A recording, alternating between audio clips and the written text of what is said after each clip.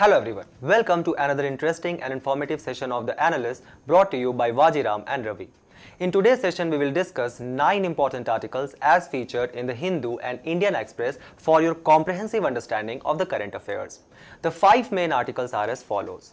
In the first topic, we'll read about the liberation of Goa from the shackles of Portuguese rule in 1961.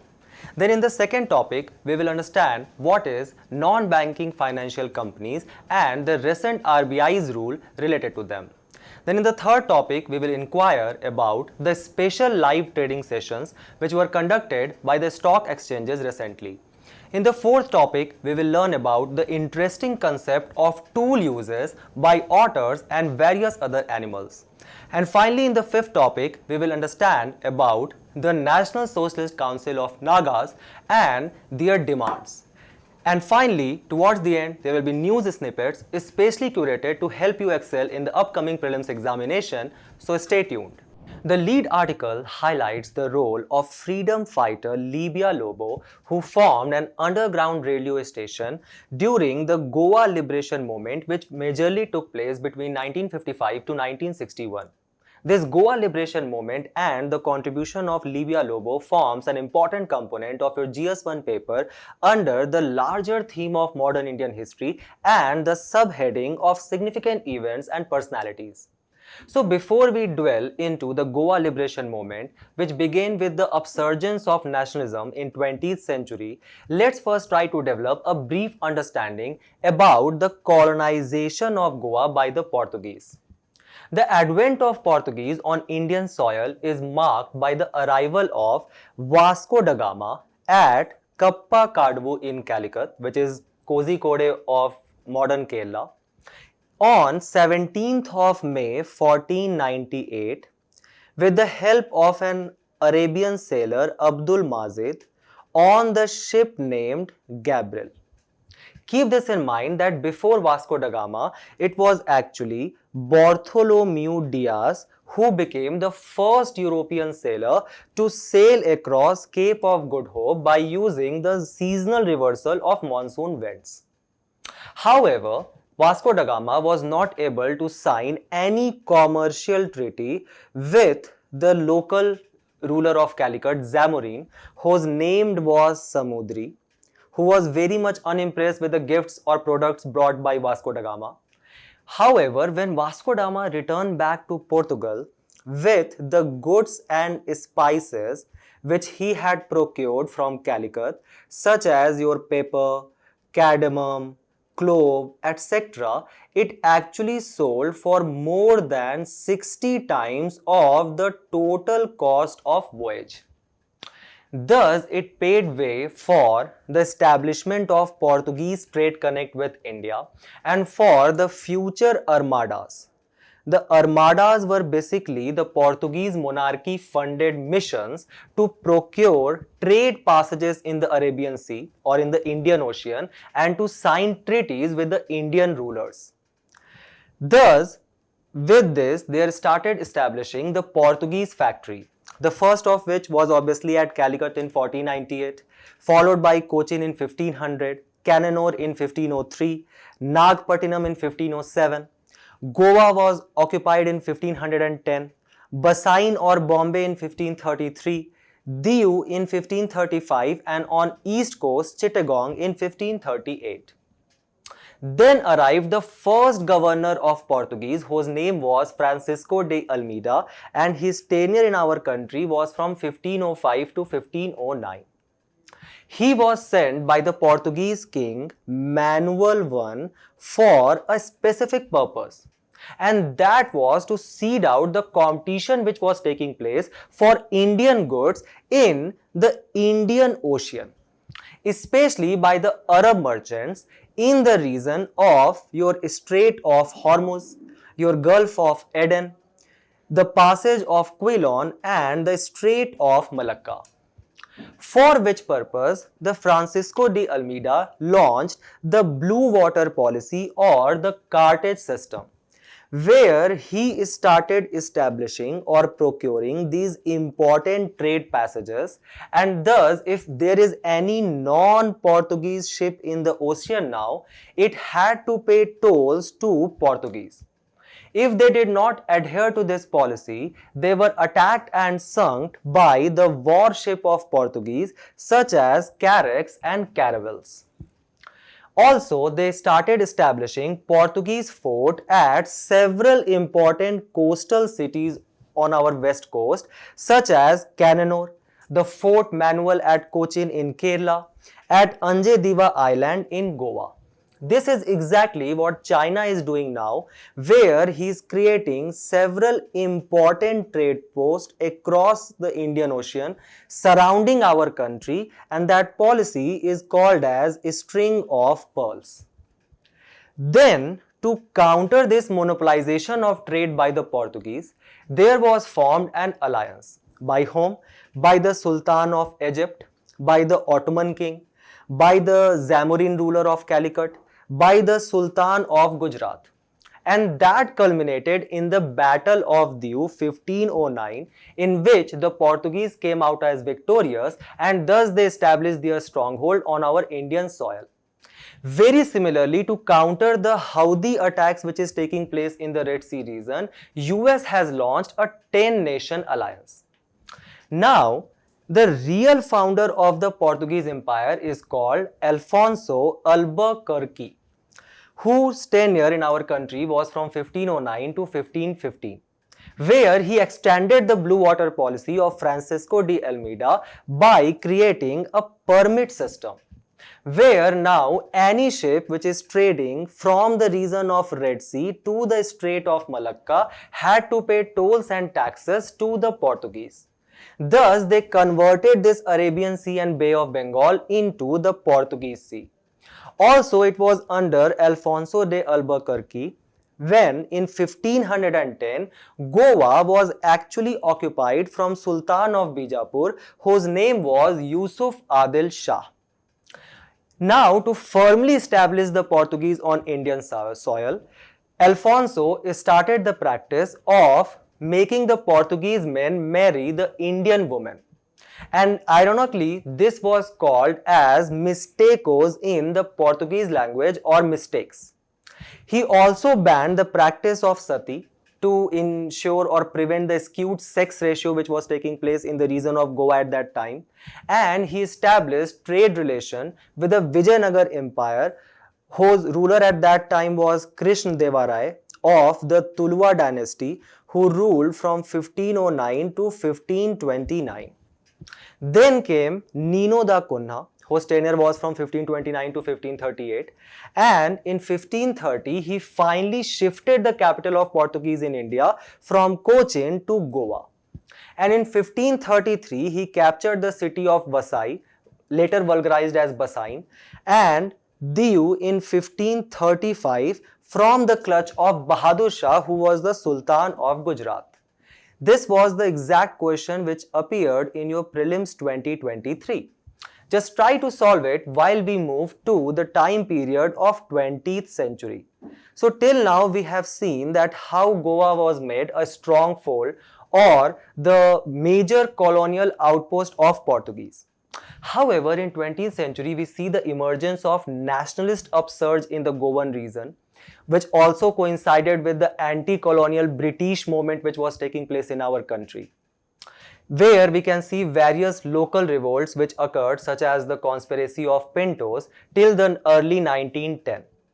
However, the major impetus was provided in 1922 by the Luis Meneses Bragança, who established a Portuguese language O Heraldo newspaper, which was anti-colonial in its approach and criticized the various policies of the Portuguese government. Then in 1928, Tristão de Bragança Cunha, who is also considered as the father of the Goa nationalism, formed the Goa National Congress in the 1928 Calcutta session of Indian National Congress, which was presided by the Motilal Nehru. Remember this session for two more important reasons. It was also this very session when the Nehru report will be laid down for the discussion and the All India Youth Congress will be formed.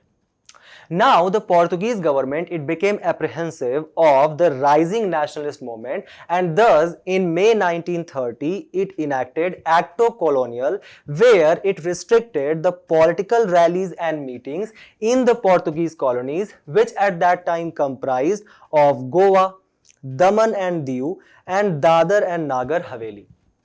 Then in 1946, there arose a pro-independence rally, which is considered as the watershed moment in the Goan liberation, which was led by the socialist stalwart leader Ram Manohar Lohiya and the local activist Julia Menegas, where they called for civil liberties, freedom of Goa and its final integration with the Indian Empire. The crowd which had gathered, it responded by hailing the Indian government and the national movement and praising the Gandhi. At that time, there were several factions which had appeared in the Goan politics, which were leading the anti-colonial resistance. Gandhi, realizing that such separation of outfits will eventually lead to the dissemination of the nationalist movement, he called for unification of these political factions such as the Goans People Party, the Quit Goa organization, etc. However, when India was reaching on the door of getting independence from the British government, there were several challenges which persisted in the integration of Goa, the colonial Goa of Portuguese, into the independent India. The first major challenge was that the majority of the Goans at that time, they were not strongly opposed to the Portuguese rule. One major reason for that was the abolition of Goa Inquisition in 1812. What do we understand by Goa Inquisition? It was basically a deliberate Portuguese policy where they tried to convert the Goans to follow the Orthodox Catholic policy and to pay their allegiance to the Holy See. However, because of this practice, it led to mass conversion of local people into Christianity, the destruction of Hindu temple, and thus a strong resistance by the local Goans such as the Pintos. And because of this protest, this policy was abolished in 1812. Also, even though on the superficial level, but these Goans, they were considered as equal citizens under the Portuguese law. The second major challenge was that, remember that this was also the time when the partition between India and Pakistan had taken place, which had manifested into the large-scale displacement, migration, communal violence, and the trauma which it has imposed on the Indian mindset. It actually enforced the government or tied their hand to prevent from taking any stringent action. Then at that time, India's Prime Minister Jawaharlal Nehru was very much putting impetus to keep India's image, especially at the United Nations, as a peace-abiding nation. And that is why he was calling for the mediation from the United Nations. Also, was there any possibility that we could have launched or indulged ourselves in a full-scale war with Portugal? Keep this in mind that by that time, Portugal had become a North Atlantic Treaty Organization member, and thus if there would have any full-scale war between India and Portugal, that could have acted detrimental for our interest. Thus, following these issues to deal with this complexity, the Indian government took the form of mediation and it tried to establish diplomatic ties with Portugal, which was done in December 1947. In January 1948, while meeting a Portuguese mission, Jawaharlal Nehru had made itself very clear that there shall be Goa's integration with the independent India. However, by that time, the Portuguese government had realized the economic and strategic importance of Goa, located at a very key point in the Indian Ocean, and thus it was unwilling for any kind of negotiation. The result of that was seen in the June 1953 when the Indian delegation in Lisbon, that is the capital of Portugal, was abolished and the diplomatic ties were disbanded. Thus, because of the failure of such diplomatic efforts, we see the emergence of revolutionary groups between 1955 to 1961, such as Azad Gomantak Dal, the Goa Liberation Army, which was founded by Shivaji Rao Desai in 1953. The Jan Sangh leader Jagannath Rao Joshi, who is also called as the Karnataka Kesari, he in 1954 led 3,000 protesters from Maharashtra border to the region of Goa, to which the Portuguese police, they responded by firing at the crowd, ultimately leading to the death of a lot of people. That further enhanced the kind of extreme activities which were taking place. It was in this very backdrop that there was an underground radio station which was founded by Libya Lobo Sardesai and her partner Vaman Sardesai, called as Goenche Sodvonecho Awaj, or the Freedom of Voice of Goa, in the jungles in the outskirts of Goa, where they tried to counter the Portuguese propaganda by publishing or propagating the speeches of Indian leaders in the national parliament.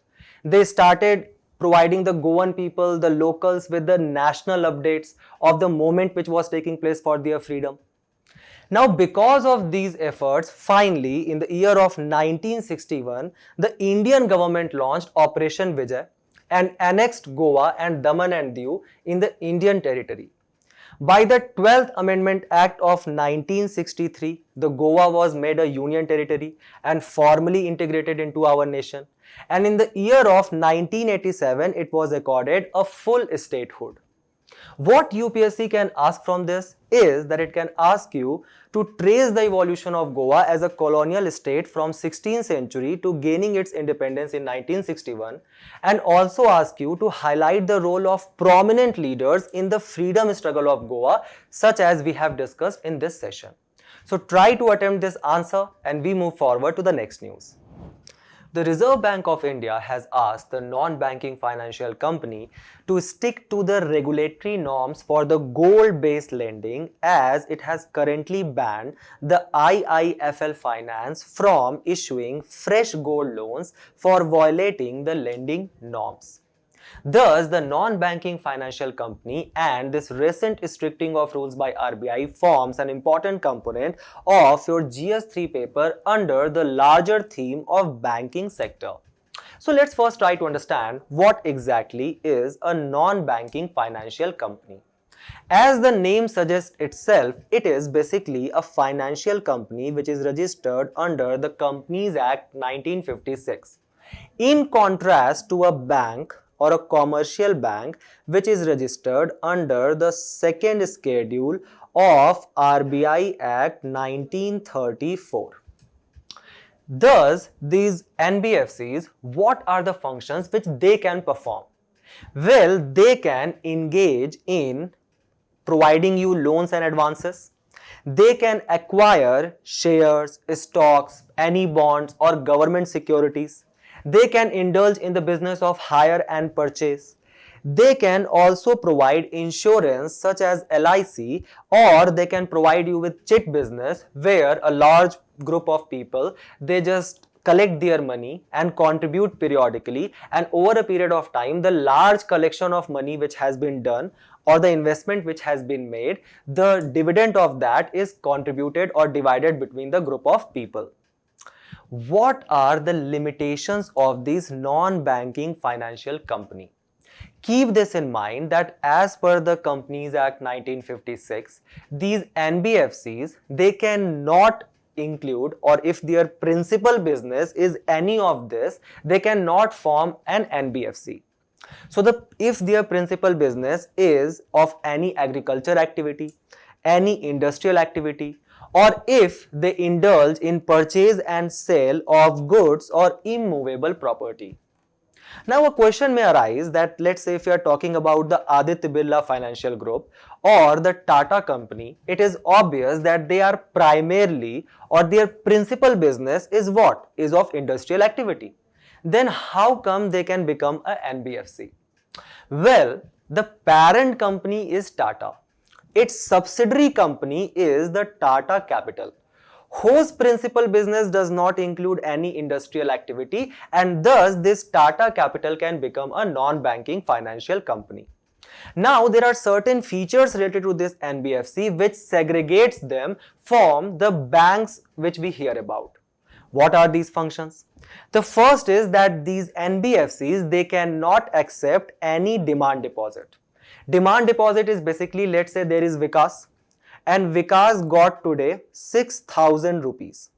He visited some of his relative and that relative gave poor Vikas 6,000 rupees. Now, the next day, Vikas goes on Flipkart and see that there is a very good Nike Air Jordan shoes which has come. So, now Vikas rushes to the bank or uses the UPI to withdraw this money. That account is, or that deposit is your demand deposit which you can withdraw at any given point of time. This is something which NBFC cannot do. And for that purpose, because they are not banks, they cannot provide you with saving and current account facilities. On the other hand, they can only provide you with time deposits. So what are time deposits? Time deposits are basically the fixed deposits which has certain time lock. So for example, for NBFC, the time deposit is more than 12 months. So at least whatever money you are keeping with NBFC, it will be locked for at least 1 year and for a maximum period of 5 years. And when NBFC is keeping your money in this regard, the interest rate which it can provide you, there is a ceiling on that which has been kept by RBI, that is maximum of 12.5% per annum. Now again, as this NBFC is not a bank, it does not form the part of a payment and settlement system, which means that it cannot issue a check which is withdrawn on itself. Basically what it means is that, let's say I have an account in SBI and my company paid me some money and it gave me a check which is of HDFC.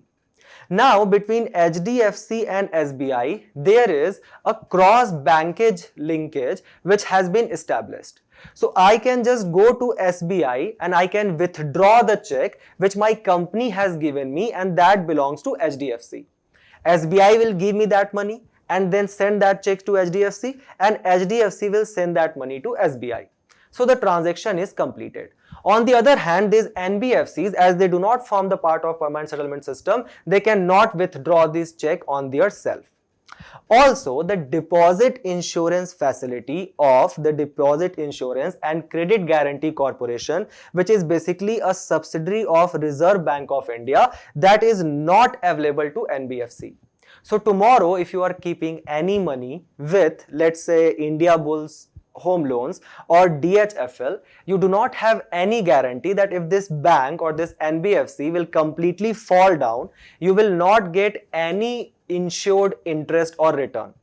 On the other hand, if you have kept your money with the banks, the maximum amount which you will get is 5 lakh rupees per person in a bank. So even if in a bank you have multiple accounts, the maximum money you will get if the bank fails, that is 5 lakh rupees. In the case of NBFC, you will not get any return. Then there are certain systematically important NBFCs or those NBFCs whose asset worth is more than 500 crore rupees. So there are these salient features. They cannot accept the demand deposit. The deposit accepted by NBFC is not insured and they are not eligible for the payment system. Now, why these non-banking financial companies are in the news? The reason for that is because of their repeated violations of the regulations which are linked to the gold-based lending. And that has led to the stricting of the norms by the Reserve Bank of India. So see, basically what happens that, let's say if I have 1 kg of gold with me and I go to the Tata Capital. As per the gold lending norms, what Tata Capital can do is that it can provide me with the 75% of the value of the gold as a collateral. Which means that, let's say if this 1 kg of gold is worth 100 rupees, I wish it was this cheap, then the Tata Capital can provide me with the maximum of 75 rupees. However, if such limitation on the providing of the loan exists, then it is obvious that I as a NBFC cannot give more and more loans. Remember that these loans act as an asset to this NBFC because they will charge you interest from that. So what these NBFCs started doing is that they started adopting an aggressive market capture strategy, where the size and the form of the loan dispersal, it started exceeding 75% value of the collateral. So now what I start doing is that I say that okay, this 1 kg gold is not worth 100 rupees. Rather, it is actually 200 rupees. So now instead of providing me with 75 rupees loan, this NBFC is providing me with this 150 loan, thus further expanding their loan books and creating more and more assets. For example, the gold loan portfolio, which was around 31,000 crore in the financial year of 2020, it increased 4 times to 1,31,000 crore in 2023. Also, these NBFCs, they started overestimating the value of the gold.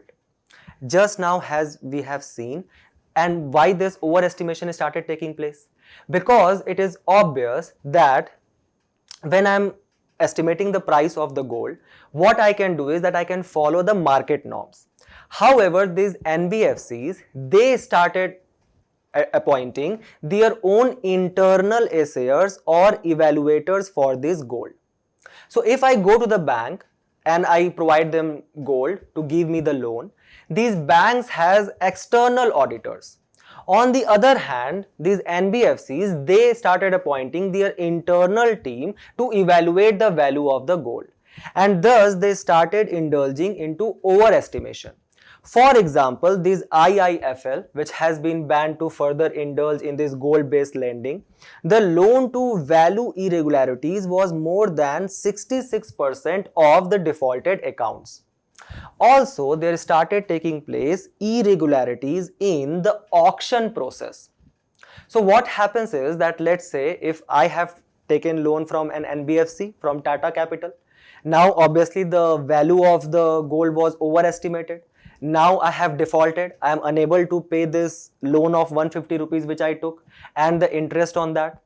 So now when the auction is about to take place, what these NBFCs are doing, that they are indulging into much higher prices of the gold which is actually worth in the market. Because of these issues, it was also a recent case where we saw about the Paytm, where its balance sheet actually exceeded the 50% of the cap which was specified under the RBI rules. Now, as per the RBI rules, it says that if a company derives 50% of its asset and income from any financial assets, it need to register with the central bank as an NBFC. However, there are several other companies which are deriving their assets in the form of this gold-based lending, but they are not registered as NBFC. Thus, the RBI has further strictened the rule by keeping the cap on the loans. So now if I have 100 rupees worth of gold, the maximum loan which can be provided to me is of 75 rupees. And why this is done? To provide a kind of a cushion in the case of default, right? So if I default in the future, if there was no overestimation which it has been done, so obviously there was a cushion which could have been provided to these NBFCs. Also, to comply with the income tax rule, RBI says that if I am borrowing from the NBFC, let's say I am borrowing 1 lakh rupees. The maximum amount I can get in cash is only 20,000. The rest of the amount will be deposited in my bank account. However, the NBFCs and various other bodies, they are protesting against such strict norms by RBI, because they are saying that it will severely impact the lending market. The first reason which they are giving is that it will affect the growth and profitability. So it is obvious that if there is a cap, if I can only provide you with the 75% of the gold which you are providing to me, you will go to some non-institution financial lender. That person will be like, okay, you give me the gold and I will give you almost 90% of its amount. So it is obvious that you will be attracted there. Thus, it will affect the growth and profitability of NBFCs. The second reason they say is that this cash limit which you are keeping up, that okay, if someone is giving us the gold and we have to provide the loan, then only 20,000 is the maximum amount which we can provide in the cash, then it will actually lead to the gold loans becoming less attractive. And it will also hamper the image of NBFC, which act as an attractive option as they provide emergency cash to borrowers on short notice. Also, as RBI is saying that there shall take place a transparent and accessible auction to the debtors, these NBFCs are claiming that it will increase the cost of ease of doing business and thus ultimately the borrowing rates for the customer. So in this case, we have to make sure that there shall be a sustainable route between NBFC and RBI, and certain reforms shall be taken in the overall structure of NBFC to ensure that the health of our financial sector remains sustainable. With these suggestions, we move forward to the next news. The domestic stock markets were opened on Saturday as the Bombay Stock Exchange and the National Stock Exchange, it conducted a special live trading session to check the preparedness to handle any glitches or disruption. This special live trading session forms an important component of your GS3 paper under the larger theme of capital market. So let's first try to understand what is even the need of such a special trading session. Well, the domino effect which these market infrastructure institutions can have if they fail, that can actually hamper our Indian economy. For example, there was a technical glitch which occurred at the National Stock Exchange in 2021. Where it was unable to work for 4 hours and the estimated loss which occurred was in thousands of crore. Keep this in mind that these market infrastructure institutions which ensure the whole structure of stock exchange which take place forms an integral component of our Indian economy. Because the average trade which is occurring on these stock exchanges, the average of that was 65,000 crore and above in the January of 2024. Let's first try to understand what are these market infrastructure institutions. The first is that there is a platform through which you can buy and sell your shares. That platform is your stock exchanges, such as the Bombay Stock Exchange, the National Stock Exchange, the Multi-Commodity Exchange of India, or the Metropolitan Stock Exchange of India. Then there are certain depositories. The depositories, so let's say today I buy a share of 100 rupees and now I am going to keep it. So if I am not indulging into the intraday trade, or if I am not just buying the share in the morning and selling it in the evening, if I am going to keep it for long purpose, then there are certain depositories which are tasked to make sure that they safeguard the share which I have brought. All the details related to that. And these depositories are two. The first is the Central Depository Services Limited and the National Security Depository Limited. Then there comes the Clearing Corporation. The clearing corporation which validates the transaction and also ensure that the buyer and the seller, they both validate their honor and their obligation on any future and option sell. And that clearing corporation is your Multi-Commodity Exchange Clearing Corporation. So these are the 7 bodies listed by SEBI or Securities and Exchange Board of India, which act as a market regulator for stock exchange as the market infrastructure institutions. Now, the SEBI has created a framework for these MIs of these stock exchanges, depositories and clearing corporation. The question is that why such strong framework is even required when there already exists such infrastructure? The answer to that was given by the Bimal Jalan Committee, Bimal Jalan, who was the former governor of Reserve Bank of India, in 2010. where he said, and we will try to understand this in the simpler language. Let's say that where this infrastructure exists, some natural calamity take place or some earthquake occurs. Or if there is some Chinese hacker who induces some Trojan malware in these systems and leads to the technical glitches, as one happened in the National Stock Exchange in 2021. Then as we can see, there could lead to the loss of thousands of rupees.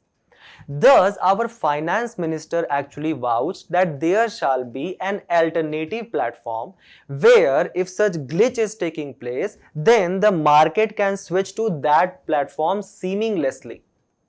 And for that purpose, the Security and Exchange Board of India created a framework which comprises of business community plan, which consists of all the qualified registrar and the transfer agents who are having more than any 2 crore folios. They are systematically important institutions. So they are provided with the infrastructure which is necessary for smooth and uninterrupted functioning of the securities market. Then there are disaster recovery site, the DRS. This DRS, not related to Dhoni, this DRS act as a temporary location of operation for this stock exchange if some natural calamity such as earthquake or some hacking has been done. Now, it ensures the data and transaction integrity of the stock exchange. So it ensures that, let's say, the 100 rupees share which I had brought, it ensures that that remains safe and the data about it is not hacked or disrupted. Now, to ensure this, as per SEBI's advice, it is set up in different seismic zones. So let's say if Delhi is in your seismic zone 1 and if there is Lucknow in your seismic zone 5, so we will just keep that in the low seismic zone, these kind of disaster recovery site. Also, the primary data center PDC and the disaster recovery site, there shall exist a minimum of 500 kilometer distance between them. So now we will try to understand that what actually took place on the special trading session which was conducted on Saturday 18th of May 2024. Usually the market is closed on Saturday, but yesterday it was open, where the market did an intraday switch from the primary data center to the disaster recovery site. There exists a difference between the option trading and the intraday trading. Intraday trading, just try to understand this in the simpler terms, that in the intraday trading, there is a retail investor Vikas. Retail investor in the sense is any layman individual which is not a financial company as such. Now Vikas just enters into the market and buys a share of 100 rupees in the morning. For such retail investor, the market is open from 9:30 to 3:30 and then he is going to sell this share. Let's say the price of that share increases to 125 and he is going to sell that share at 3:30 when the market is going to close. So does market opens for everyone at the same time just like for the retail investor Vikas? No. There are certain large capital investors or financial institutions for which the market is actually opened at 9:15, 15 minutes before for the retail investor Vikas, and for them it closed at 3:45. Specifically between 3:30 to 3:45 the market is open for basically the mutual funds, right? And here, let's say if I am entering into the intraday trade, it means that whatever I will buy in the morning, I am going to sell it by the afternoon. In the options, I am going to have options such as future, swap, etc., where I am going to invest in the share of a company, let's say Tata Capital, and I am going to hold that share for a very long period of time unless and until I have got some significant return. Now, if we look at the trading features, what was the difference in the special trading session from the normal timing? So now the live trading from the primary data center in the pre-open session, normal timing is 9:15 to 10. Yesterday it was open from 9 to 9:08 am. See, a very specific window was provided. because it is a kind of a trial where we are seeing that we are actually prepared for some disasters or not. Then the live trading from the disaster recovery site in the pre-open session is from 11:30 am to 12:30 pm. However, in the special session, it was open from 11:15 to 11:23 am, another 8-minute window. And in the future and options segment, in the normal timing is 9:15 to 10. It was yesterday open from 11:30 am to 12:30 pm. Now, what are some special features which we associate with this special trading session? The first is that, let's say if you have bought any share on 17th of May, you cannot sell that share on 18th of May in that small window which it has opened for a special trading session. So there will be no selling of the previous share on the special trading session. Also, whatever you have purchased today or sold yesterday, that will be settled 2 days after, and that will be on 21st of May for yesterday's session. Then normally, as we see that there is a very small window which is provided for STS. At the same time, the trade volume and liquidity, that is typically low during such special sessions. So large number of investors and buyers, they do not enter into the market on that particular day.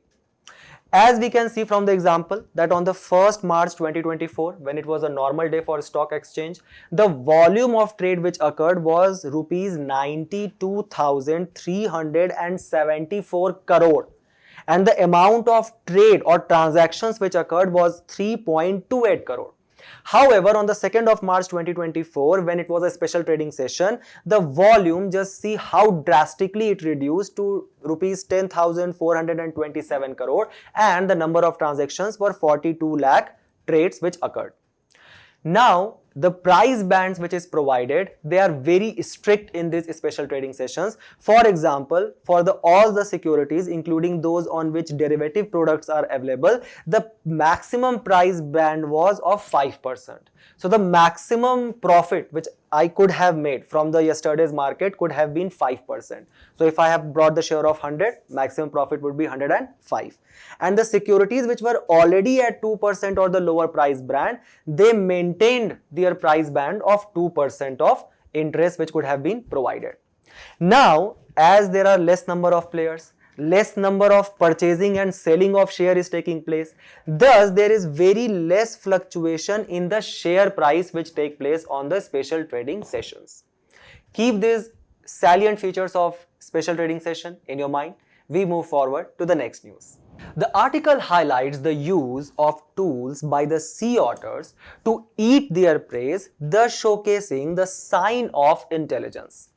These tool uses among otter and other animals form a very interesting concept of your prelims paper under the larger theme of flora and fauna. So let's first try to inquire a little about the otters in India.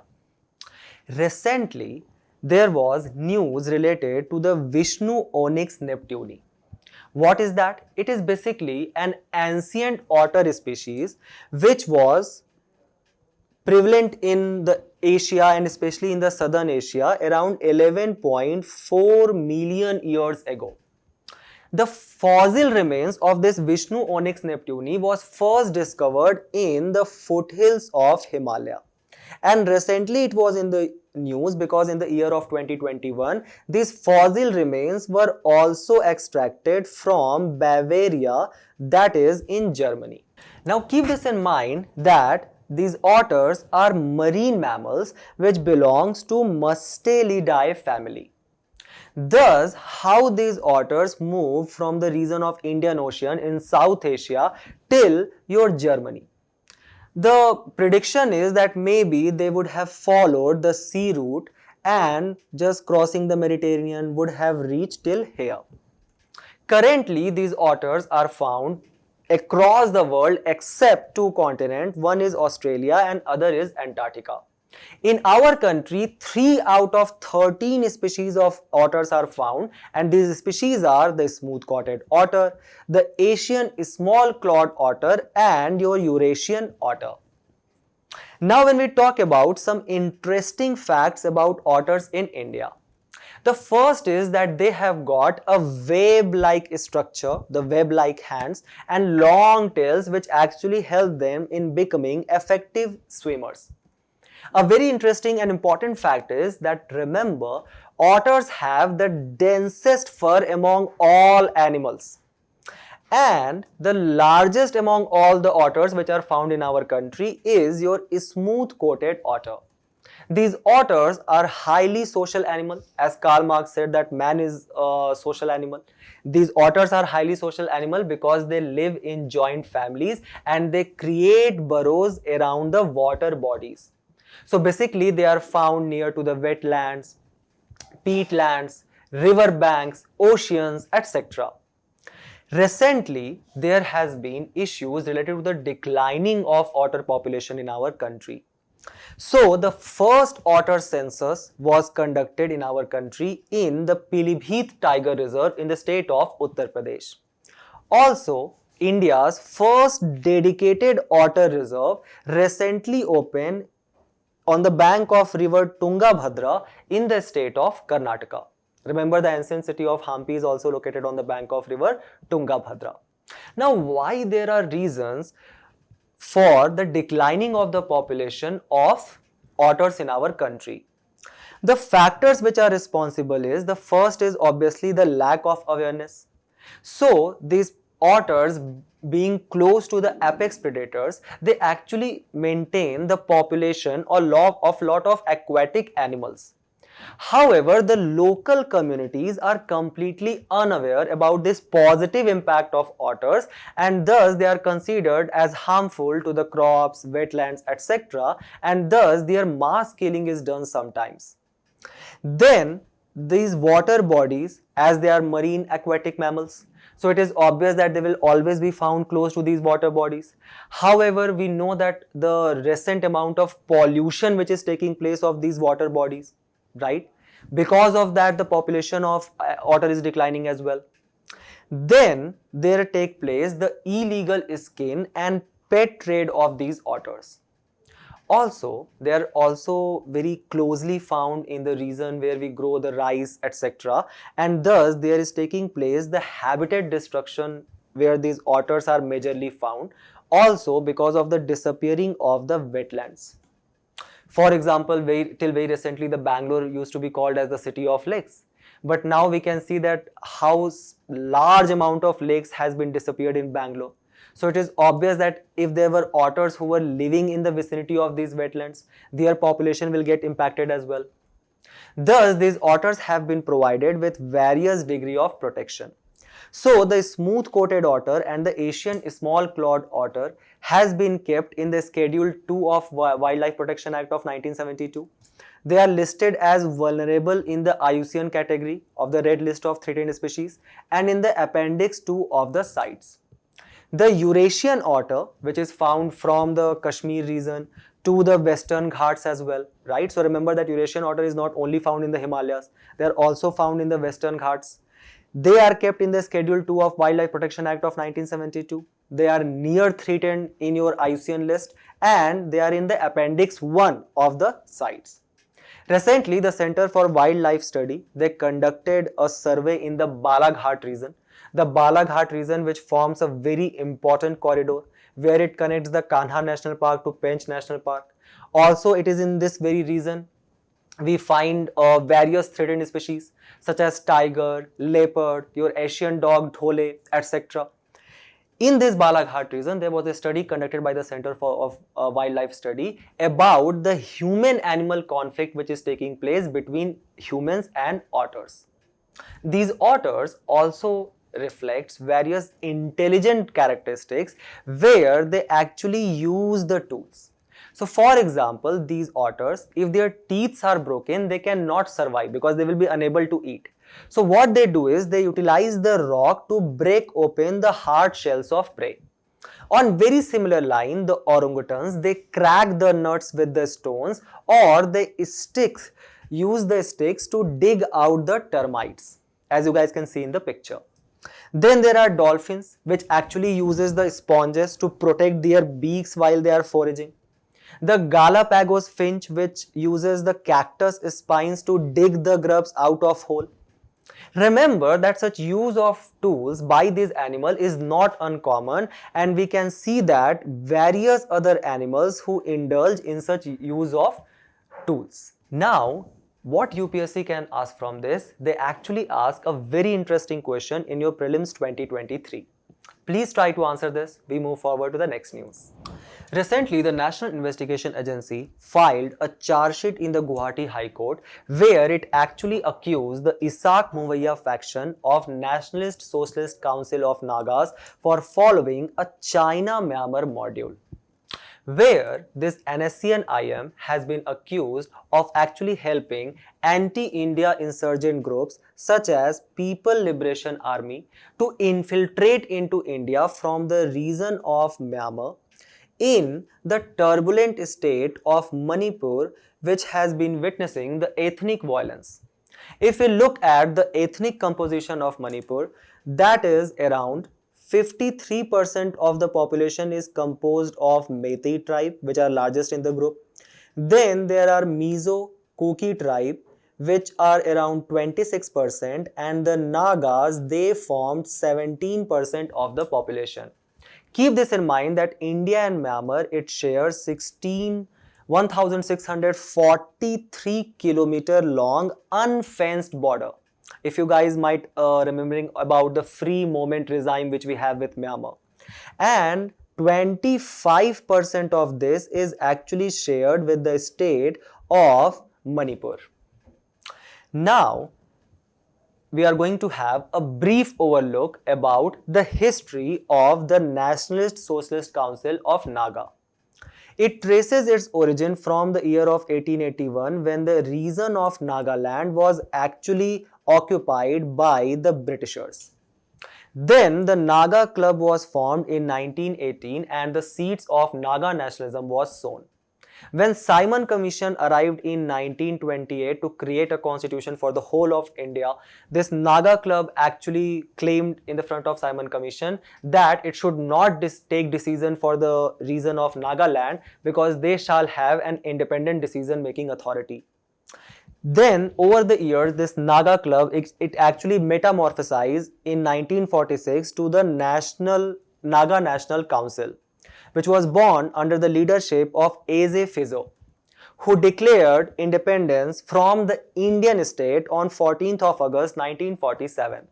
In June 1947, the Hadri Agreement was signed between the then incumbent Indian government, and it was interpreted as offer of sovereignty by this Naga National Council. Then in 1955, when the Indian government refused to adhere to the demands of Naga National Council, in 1955 they began an armed insurgency, in response to which the Indian government imposed the Assam Disturbed Areas Act, which can also be considered as the predecessor to the Unlawful Prevention Act. In 1958 comes your AFSPA, and in 1963 the state of Nagaland was separated. Finally, with several rounds of mediation, the relations were brought into the normal ground in 1975 when the Shillong Accord was signed, which called for unconditional ceasefire. However, a socialist faction emerged within this Naga Socialist Council who considered this Shillong Accord as the act of traitor, and thus they created their National Socialist Council of Nagalim in 1980, and it separated from the NSCN-K. Finally, with several efforts in your March 2015, the NSCN-K breaks the ceasefire, and the Isaac Muvaiya faction had acceded to the ceasefire in the year of 1997. The Naga Peace Accord was signed by the current government in August 2015. What is the demand of this Isaac Muvaiya faction? They demand for the Greater Nagalim, which also includes the part of Assam, Arunachal Pradesh, Manipur, as well as the country of Myanmar. Thus, obviously, there is a lot of hindrance which remains if we are going to create a state of Nagalim. Keep this important dates, important organizations in your mind, we move forward to the next news segment, where we are going to cover some important news which is very relevant for the upcoming prelims examination and can help you to eliminate some important statements. The first news which we are going to deal about is one of the classical dances of our country. The other being such as Kathak of Uttar Pradesh, the Satriya dance of Assam, the Bharatnatyam of Tamil Nadu, and obviously the Kathakali of Kerala. From Kerala, we have another classical dance, and that is Mohiniyattam. The Kathakali traces its origin from the Natya Shastra, which was written by Bharat Muni in post-Mauryan period, and the Hast Lakshana Deepika, which talks about the various facial features which are characterized in your Kathakali. It got its major patronage by the kingdom of Travancore in the state of Kerala in 17th century CE. However, it lost its patronage and was going into the oblivion when it was actually revived in 20th century by V.N. Menon and M.M. Raja, who formed the Kerala Kala Mandalam. Keep this in your mind that Kathakali just incorporates the elements of dance, music, mime and drama. Also, there is the language which we use in the songs which are played during the Kathakali. That language is called as Mani Pravalam, which is the blend of Malayalam and Sanskrit. And the text is called as At Katha. The instruments which are prominent in Kathakali, they are Chenda, Maddalam, Chengla and Ilathalam. The Kathakali has been in the news because the IIIT and the Kala Mandalam, which was formed by V.N. Menon and M.M. Raja, they are trying to incorporate the artificial intelligence to encode the 24 fundamental mudras which are integral to Kathakali. Keep these important points in your mind and we move forward to the next news, where we will talk about the Bank of Baroda versus Mahesh Gupta case. Why this has been in the news? Because there has been an article which highlights the safety norms for hoardings which require approval by the municipal authorities. What happened in 2022 that there was a man who was actually passing and there took place an extreme weather event where there was gushy wind, high amount of rainfall and a hoarding fell on the man and he died on the spot. Thus, the family of the victim, they asked for the compensation in the court, where the Delhi High Court in 2022 judgment provided the compensation for the man who was struck by the hoarding. The bank's argument was that how they can actually control such gushy winds or such extreme weather events because they are the act of God. However, the High Court in a very prominent judgment stated that such extreme rainfall and winds are foreseeable risk and there shall be need of periodic revision and regulation of such hoardings. Also, the court held the officials liable for their negligence and provided for punishment.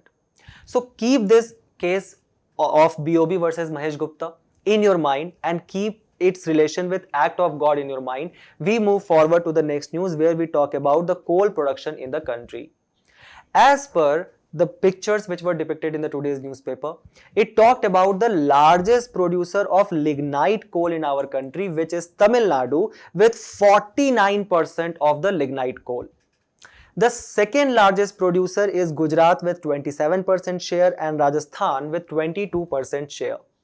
If we talk about the coal reserves in India, the state with the largest amount of coal reserve is Jharkhand, followed by Odisha, Chhattisgarh, West Bengal, and the fifth is Madhya Pradesh. If we talk about the largest coal producing countries in the world, India is the second largest producer, trailing just behind China. Remember that US is on the third position. The article also highlights about the sustainable use of land resources, where it provides for scientific reclamation of the mined lands and the community-centric land uses, where the areas from where we were just digging the coal, over a period of time when they have been completely exploited, we can convert them into forest and eco parks. Also, what happens is that many a times there is soil and stone layer under which there is the reserve of the coal. So what we do is that we just completely remove this stone and soil, and we completely discard it. However, the article highlights that this overburdened soil and stone shall be used for other purposes. With this, we have reached to the last news of the day, where we are going to talk about the pine trees. The pine tree's scientific name is the Pinus roxburghi, which traces its name from the Scottish environmentalist who was William Roxburgh. Remember that these pine trees was not introduced to India by the Britishers, rather they were native to the Himalayas, and they are found in the large numbers in Garhwal and Kumaon Himalayas, specifically between the altitude of 1000 to 2000 meter. The growth of these pine trees in the Uttarakhand region, which is witnessing a high amount of wildfires, they were given preference by the Britishers for their commercial use in lumber and resin industry. In 1981, the government actually banned on felling the trees over 1000 meter above the sea level, and thus it further fueled the growth of pine trees. Now these pine trees are very much prone to the large amount of fire and quick fire, and thus the article suggest for the promotion of more broadleaf forest under the mixed cropping practices. So you can use this point in your mains answer as well when you are talking about the issue of wildfire. With this, we have reached to the end of our discussion today. Do not forget to attempt the questions at the end of the video and test your knowledge. We will meet in a very interesting discussion very soon. Till then, all the very best for your preparation, and thank you.